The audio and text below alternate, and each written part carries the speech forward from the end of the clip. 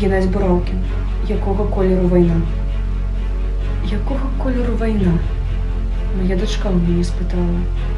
І я подумав, що яна під колір шэрага металу, під колір шэрых шинялёў, під колір шэрых папялішчаў, під колір пылу тых палёў, дзе ў гільцы злосны вецер свішча. Ды вочы я закрыў на міг, і мне прыпомніўся чырвоны, чырвоны колер сноў маіх і ран салдацкіх незагойных.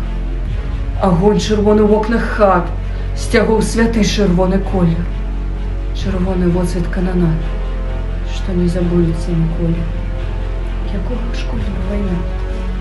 Уладна ў памяці ўсплывае, да не то ў шпітальных белізна, матулі галава сівая, і страху пабялела твар, і белым колерам з халату, і снег, што ўжо не раставаў на вуснах паўшага салдата.